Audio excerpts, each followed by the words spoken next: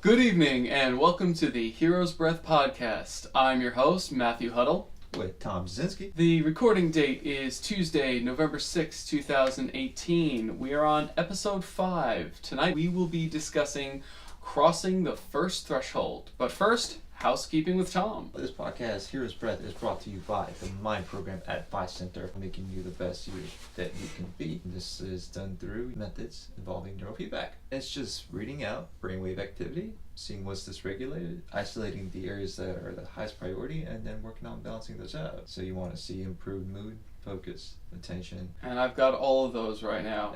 And I really went into it with brain neutral. I'm like, you know what? I hope this works, but let's see what happens. Kind of feeling a little bit more and more like Captain America every day. Of course, I'm wearing the shirt. As soon as I came in, I didn't even make a comment. It's election day. But I walk in and I see his Captain America outfit. Like this guy's just like Cap from head to toe. Well, as we talk about here in this podcast, talking about the hero's journey, we're talking about the work of Joseph Campbell, by extension Carl Jung and Jordan Peterson, and all such Jungian thinkers. The power of symbols cannot be understated. No. So I figured on election day, I'd go all patriotic. Election day, you couldn't get more American than what you got going right now. Of course, using the idea of the Morano myth and applying it to our own lives, illustrating the whole entire cycle, trying to help you guys figure out where you are, what areas of your life, for example, in which stages. As usual, just going to outline some of the components of the stage, and then you and I can reflect back and forth and hopefully leave our audience with something that they can reflect off of. Depending on where this conversation goes, we might give some practical advice. Now, it's called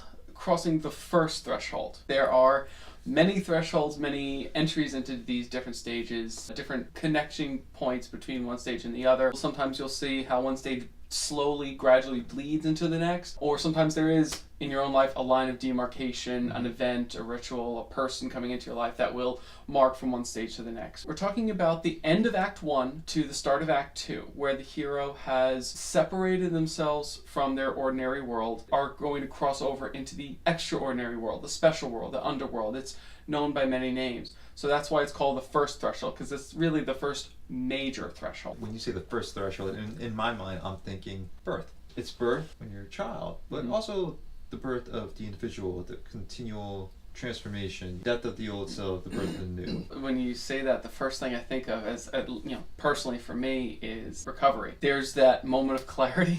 Some people say that's the call to adventure, but in many ways, I always think of that moment of clarity, because every addict has one, and that as being that first threshold. Because the second you're willing to really admit, oh, fuck me, I do have a problem, that you're willing to go through all the pain and humiliation, torment, and all the unknown that you don't know, that's really a really clear moment where you realize, I'm about to go through some real shit. It's also having the awareness there. It's about also building those faculties and strengthening that mental muscle that builds that sense of awareness, a deeper understanding of the self. It requires you to go deeper and actually face those demons and those dragons just lurking underneath there. That was a very great segue, by the way. 5 points for you. We're going to go right into the subdivisions of what that threshold really is. You have literal and metaphorical thresholds, and then you have the motion across the threshold will either be internal or external. You're going to go across that threshold voluntarily or involuntarily, and that threshold is either going to be guarded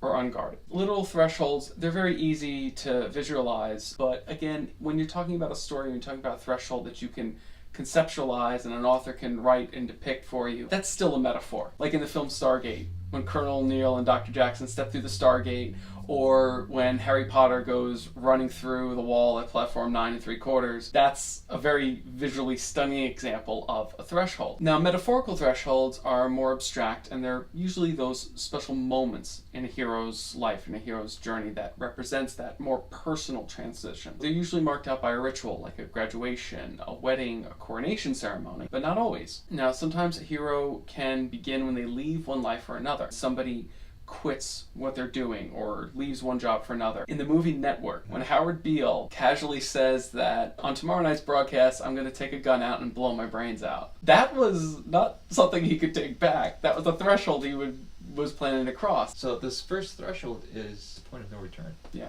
You know there's no going back. You typically think of the threshold crossing as like Aladdin going into the Cave of Wonders. But The external crossing is like when Superman reveals himself to the whole world. There's that moment and everyone's, who is this? What is this? And all that. I get a lot of flack from other nerds about this, but I think Zack Snyder's Man of Steel was a masterpiece. He did the best job in representing that external threshold crossing when he revealed himself. Because that movie spends so much time getting into Superman's head, getting into Clark Kent's head, right, and Kal-El's head. You know, every character, every representation that he was really laid bare in that movie, rolled out very painfully, very slowly, before all the action and all the other shit happened. I think that's what made it so beautiful and so real and so raw to me. Guys, watch the movie. And yeah, you can tell I've had to defend my position many, many times. What did you think of it? You seem like you agree. I do. It's Superman becoming who he truly is. Yes. And it's him actualizing himself. It's him. Ooh, good word. For some reason, I hate the term I'm about to use, just because of the way it's been, I think, personally, overused. His most authentic self. Right? Oh, hey, we talk about it, but we have to kind of say it tongue in cheek because it is hackneyed. But you know what? And what it means to me, that who you are at a deep core level, you know, and actually allowing that to come out. More often than not, 98% of the time, like, we're taught not to be that. We're given all these reasons to not become that dancer or that YouTube sensation, whatever the case might be, because it's not the safe route. That image of the starving artist, right? Don't pursue your passion. And to be fair to the people that say that to us, they do mean well. I would say 99% of the time. There is that 1% of the time where somebody's, or maybe a little more than that, you have like the tyrannical father, the Oedipal mother kind of representation who just wants to squash everything because their dreams were squashed and they just want to repeat that cycle. In terms of your own individual story, right?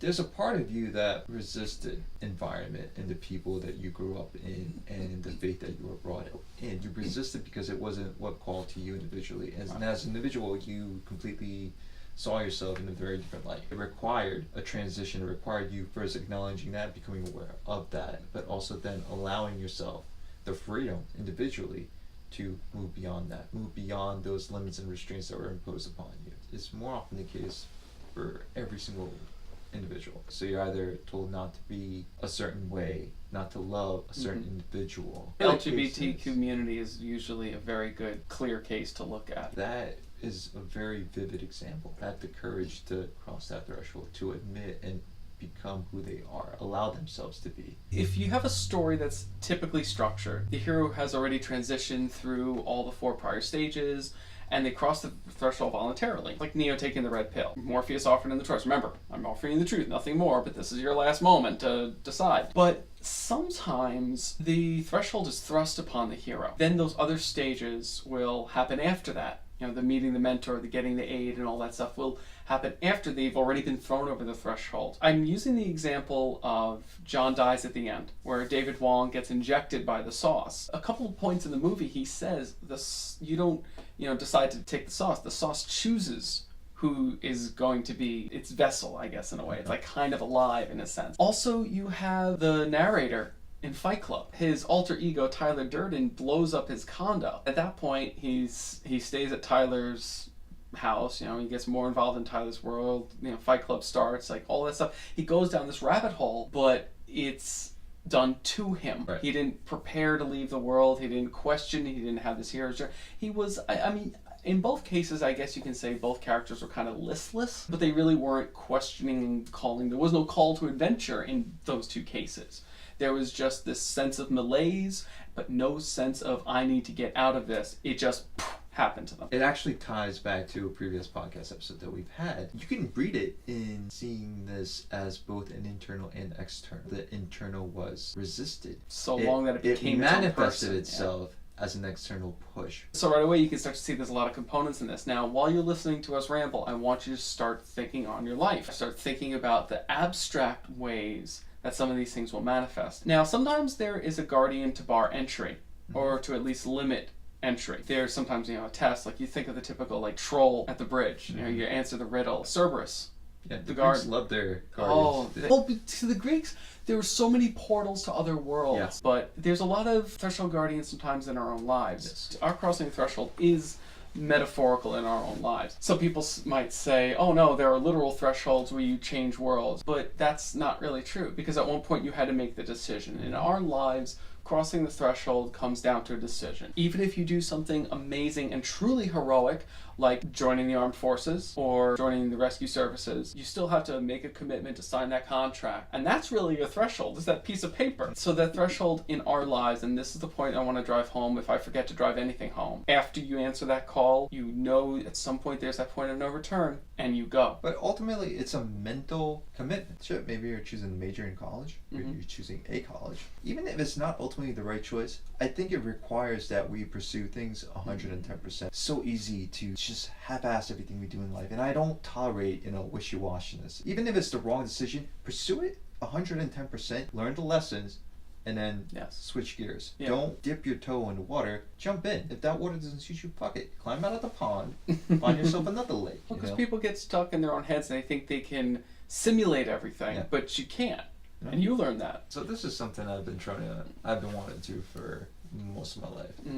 Go skydiving. It was for my 27th birthday, since my birthday falls on the 27th. Let me do something extra special. I don't intend to wait for anything. If it's something I want to do, I'm doing it. There were people who wanted to come along, and there's always this back and forth, and at this point in my life, I don't want to wait. I really want to kind of blaze my own path and take every opportunity that presents itself and create my own opportunities and create my own path. I signed up for it and I went. There's definitely a moment where you're signing paperwork, like you're just describing, right? Yeah. Like, you abstract stuff, shit, man. It doesn't get more real than that. You have to believe that the guy you're strapped to, you're actually strapped to. That he knows what he's doing. Knows what he's doing. That everything is packed. That everything is good. That he has a backup plan and a backup shoe, hopefully. Yeah. So I went tandem. And for those who don't know, your first jump is almost always definitely a tandem jump. It was funny watching my brain do these mental gymnastics.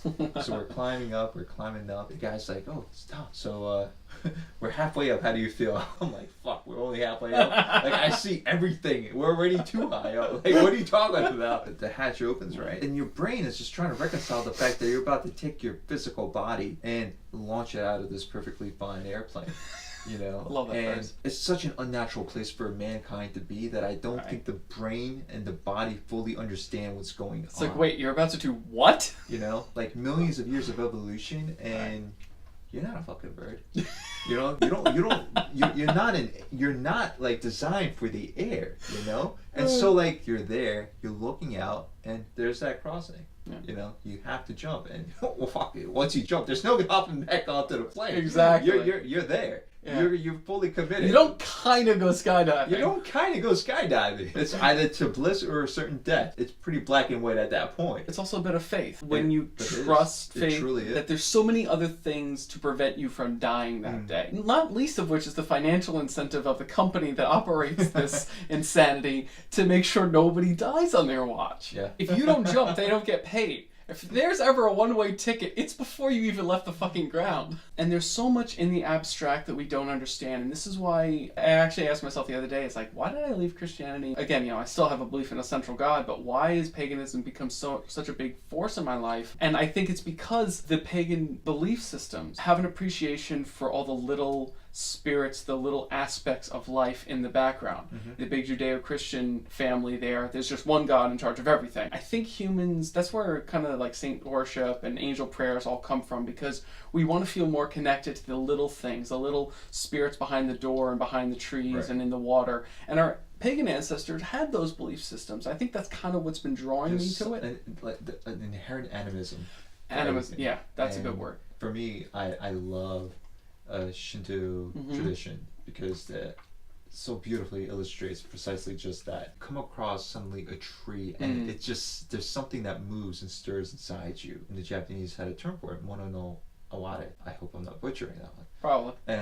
But it's that moment of awe. It's seeing the divine in everything. The Judeo-Christian faith, unfortunately, steamrolled a lot of that. It seems like it just separated. It made that gap between you and the divine bigger. Far greater. But if you truly get into like the mystic side of things, suddenly you realize, oh wait, there is no gap. Right. There's virtually zero distinction between you and the divine. When I was writing this, I never really thought my journey in Heracles' 12 labors really would sync up until you get to the fact that his final labor, his 12th labor, was to bring Cerberus to King Eurystheus. That was only because he had succeeded in the previous 11. They were all thought to be impossible tasks, which is why they were given to him. But what the king required of him required a lot more. Every single labor required some measure of skill, strength, and even wit. But this one, it required a lot more. It required a level of spirituality. I'm going to probably jump back and forth between Heracles and Hercules. Up to that point, Hercules did not have to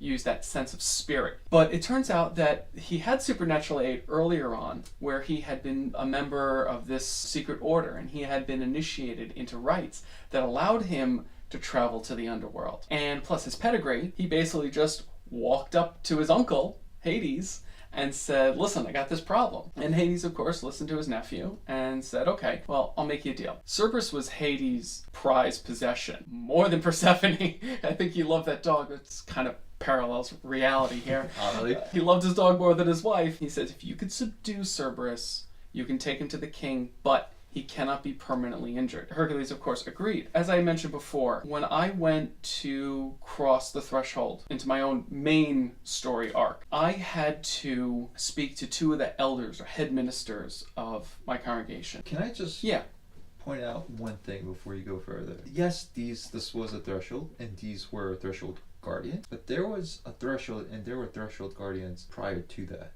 for you. And these were not external. These were internal. These are completely internal. You're right. It was in my head. I had a. It was the guardians. And by guardians, I mean here our favorite guardians, fear. Yeah. It was it was completely fear. And you had to pass those guys first. You had That's to go. That's a good point. I really wasn't that afraid. So let me describe the story. So let me take that sample. So thank you, Tom. Let me take that sample into the story. So I'm 24, 23, 24, and I know I have to leave this faith. Now my family's faith is everything to them. It's a strict Christian sect, and it encompasses your whole world, your whole worldview. Basically said to my parents eventually 1 or 2 fights, and I said, I can't do this anymore. I've tried everything, but this is not me. Now, for those of you who don't live in New York, you don't realize how hard it is to live in New York.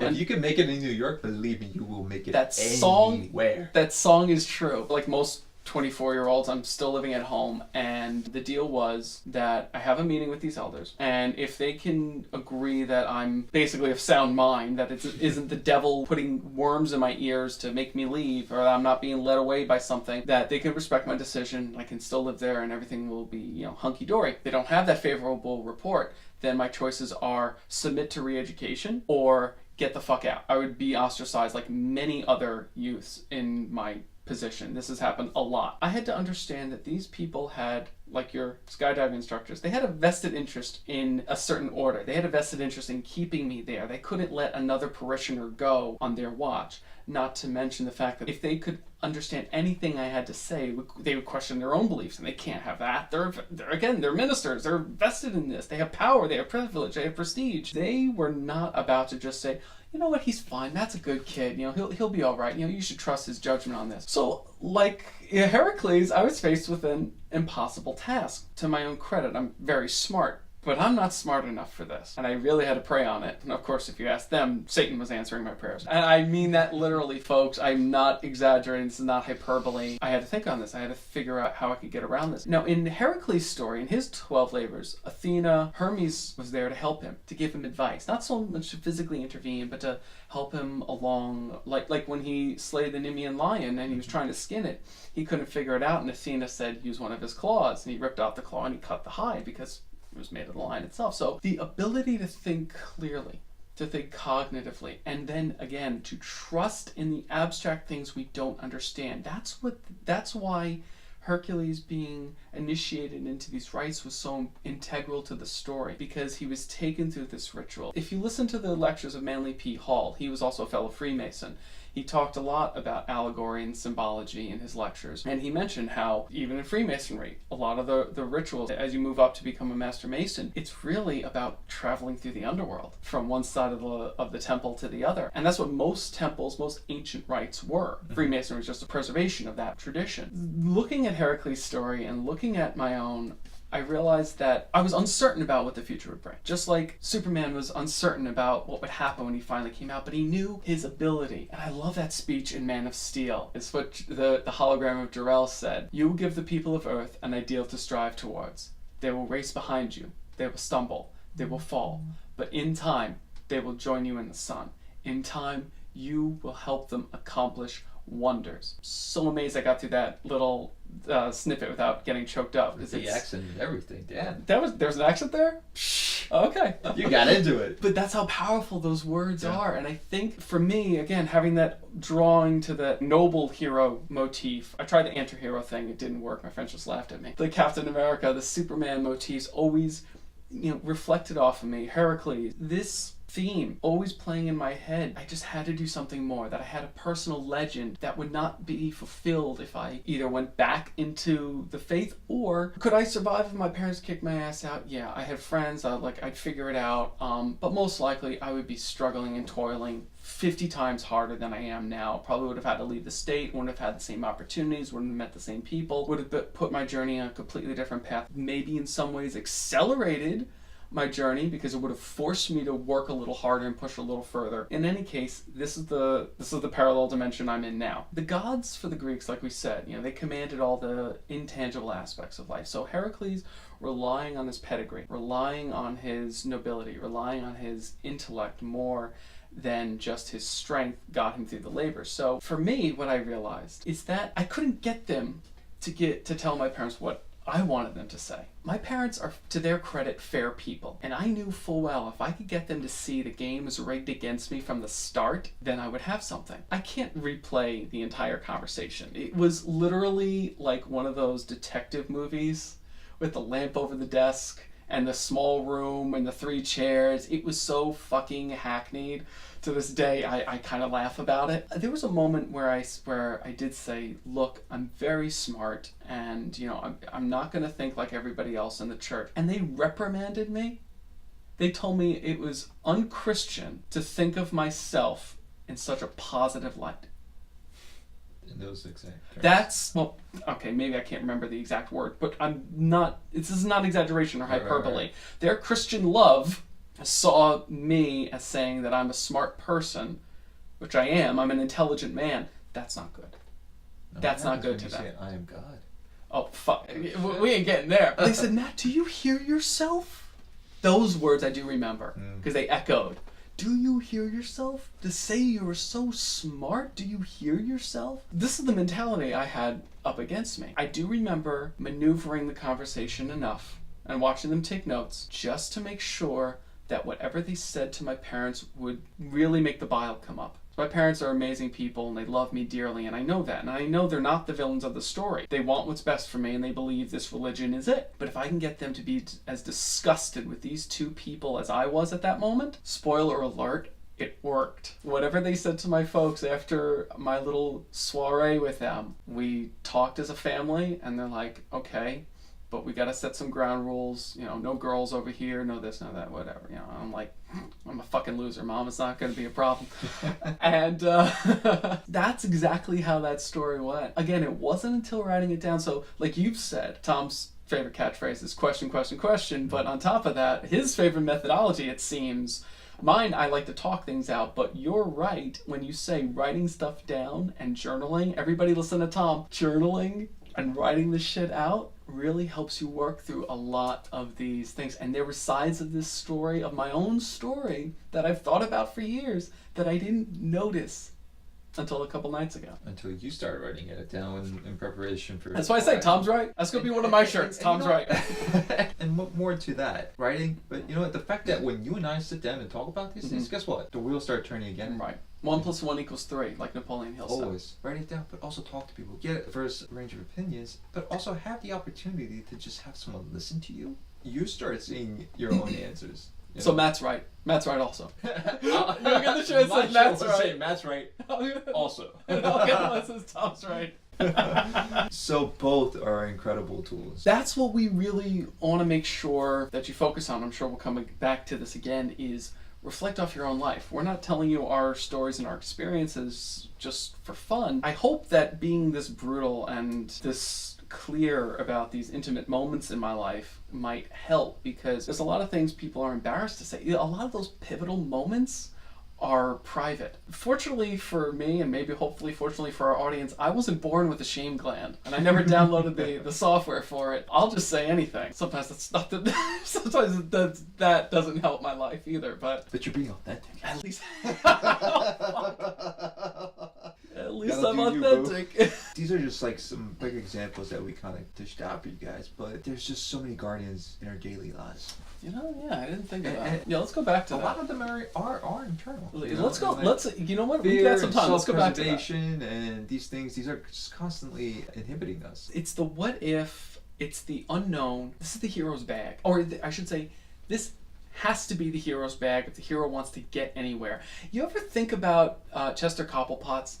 No. Okay. You gotta enlighten me because I don't know who this guy is. The Goonies. Yeah. Okay.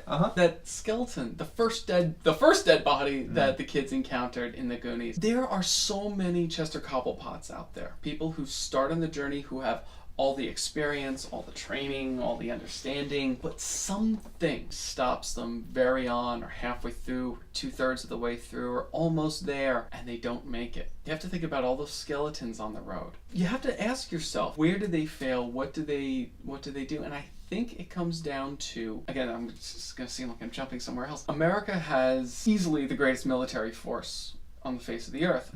And for the last several decades, we've had an all-volunteer army, all-volunteer military. Why have we been so successful with such fewer soldiers? It's not just technology. I think it's the fact that we send people who want to go, who have the disposition for it. Yeah, there are plenty of people who just want the college money, but there are plenty of people who, especially the Marines, you don't even make it through the initial recruitment process if you don't have the mentality. They won't take you. You say, oh yeah, our military recruiters, they want everybody. No. The Marines have the highest standards. They will not even let you stay in that office for 5 minutes if they don't see it in you. That abstraction, that ability to handle the abstraction, the ability to handle the unknown is, I think, very comparable to that ability to handle combat and the ability to want it. I mean, we have our fighting men and special forces who are going back into combat with artificial limbs. It's been cleared by Congress a few years ago. First of all, if I was a jihadi, that would just scare the ever-living shit out of me. I'm like, 72 virgins ain't worth the kind of hell a guy who gets his leg blown off and wants to come back for more is bringing with him. That's just me. So that tenacity, that fire, that ardor, that fervor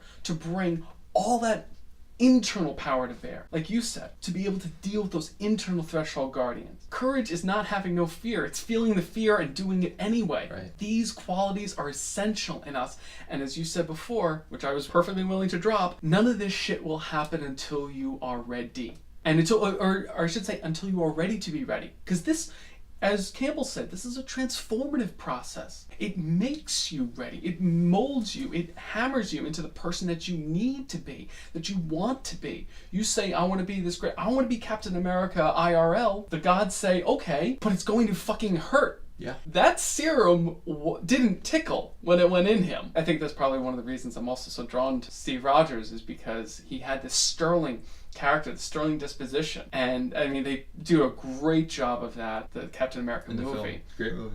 Oh my God, it was so perfect. Yeah. They really showed who he was in and out. I think we all have moments where we shrink back, but Steve didn't. But see, and it was the character, right? Like, because his character was ready.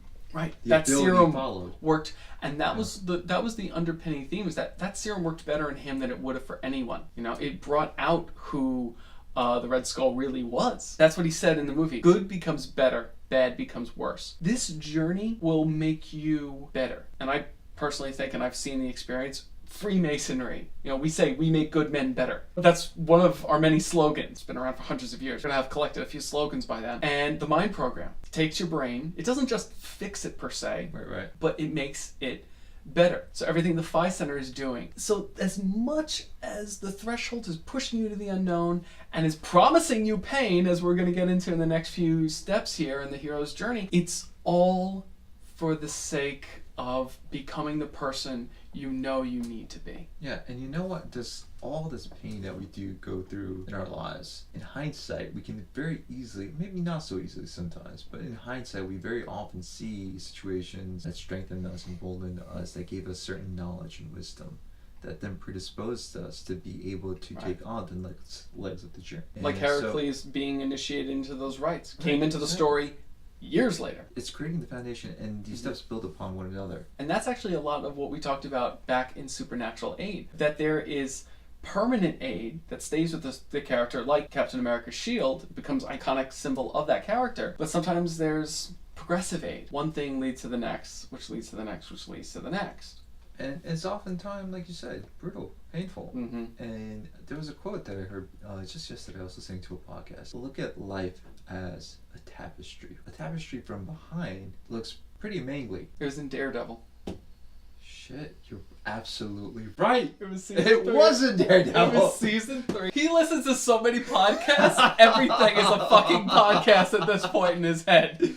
I'm driving the car. I'm cooking food. I'm at the gym. Like, yeah. I'm listening to podcasts. So it was such a beautiful quote, because human beings, we see things from the back, the mangled pieces, the ugly sides, right? We don't see how in the front, where God is weaving this beautiful tapestry, we don't see it from the front. We just see it from the back with all these different ugly pieces. We can't make sense of the pain. Why do bad things happen to good people? Such a cliche. We don't see the full tapestry at the end of the day. Or the interweaving of all these different lives. Okay, but see, so that's exactly it. That's why I would argue that our scope is often more myopic than that. It's part of the reason I think that monotheistic faiths and the pagan faiths are both equally accurate, is that a lot of these pagan faiths understood the overarching basic concept of God, but they saw a lot of the threads. Whereas the monotheistic faiths just saw the image, and as you said, a lot of times the back of the image. I don't think humans have a really good capacity to see the front, except in very few cases. Personally, I think the Buddha and other really amazing spiritual enlightened thinkers like him, I think they're the people who managed to see the inverse image, and that image of life itself was so amazing. That's what caused their transcendence. My theory. I think for the most part, if you ever saw The Prince of Egypt, there's that amazing song. I actually downloaded it. It was so good. There was this line: "A single thread in the tapestry, though its color brightly shines, can never see its purpose in the pattern of the grand design." It was a great scene, and it was a fantastic movie. I hope everybody's seen it. You want to talk about a movie that really outlines the hero's journey. I mean, I'm surprised we haven't mentioned it up till episode 6. Moses was one of the real, true, historical, and fucking amazing heroes in all of human history. If I'm going to try to undersell Moses, that's how I would outline him. Most people only see one thread from the back. We look at our own pain, our own struggle. That's why, again, I throw my pain up here, the shit I went through. I tell people all the time, "Oh yeah, I have a personal development brand. I'm a recovering alcoholic." They go, "That was fast. Hi, what was your name again?" So I try to be that blunt and that honest, that hopefully kind of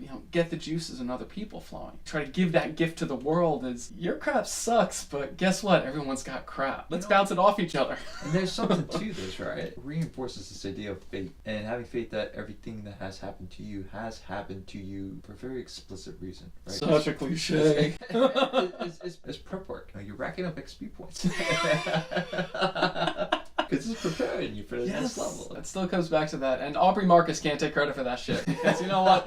I've been throwing that one around. When I was in my teens and 20s, my friends and I, quote, grown adults. We could serve in the military, buy cigarettes if we wanted to, but we were still children, right? We had this thing that we would sometimes do when we were out, and one of us would just call, "Hey, RPG mode." And all of us would line up behind that person. We all had a special run that we would do. That person would walk around across the sidewalk in weird ways and bump into walls, and we all had to do it. We all had to follow him and jump at the same time. We all had our own special moves. We had said this years ago. Life really is an RPG. And it suddenly made things more fun. Who was it? It was one of the Beatles, I think, who said this. In the end, everything's going to be okay. If it's not okay, it's not the end. So wherever you are right now, just assess. It does require action. It does require you to do a self-inventory. And it does require you to move forward, because otherwise you are going to be stagnant. Noticing those internal threshold guardians, the external threshold guardians. Hopefully you're at a point where you kind of have an idea of what that call to adventure is. You got to take that plunge. You got to take that way forward. And having the faith that you already have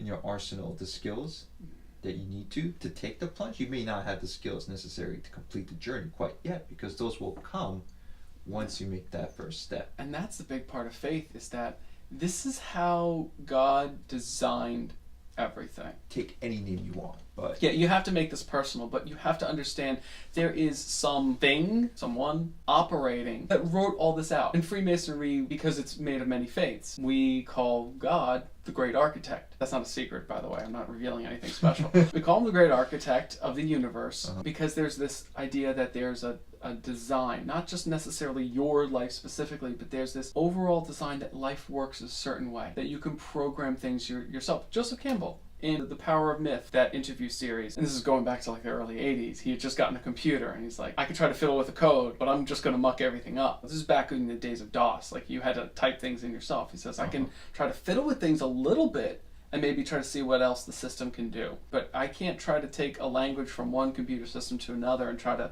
force it in. We have to trust that there's a set of codes, there's a set of instructions to reality that we can fiddle with and not necessarily always worry about breaking, I think. I think reality is a lot more robust than that.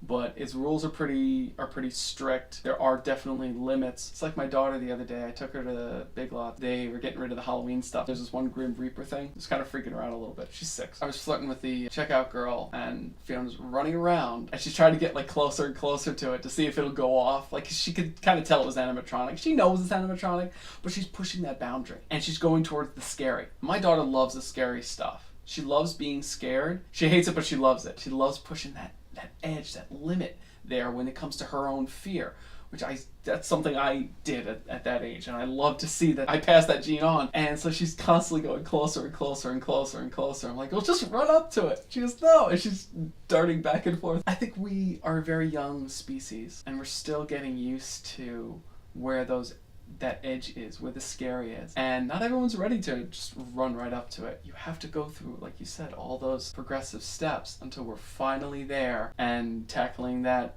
dragon. It's a long journey, but you know what? It's a lot of fun. I hope that tonight we've been able to give you all something to really think on and reflect on. I hope there's personal value in my pain and tragedy for you, not just for me. I got a lot out of this exercise, I'll tell you that. Call it pain, don't call it tragedy, because it's... No, it's not tragedy. No, it's a blessing in disguise. Yeah, it always is. And sometimes I even say, when people tell me that, I'm like, it's poorly disguised. At least that's the way I see it. Yep. My chipper, unable to get depressed anymore-ness. Poor you. Poor me. Another shout out to the Mind program and the Phi Center for getting me over that hurdle and being my supernatural aid. I hope I was able to offer you some value tonight, and those are my closing statements. What we love to say. Question where you're at, question where you want to go, question what's holding you back, question whether or not that's even valid. Oftentimes, fear is just that. False evidence. Appearing real. Question. Until next week. You're still the hero. Have a good night. Good night, everybody.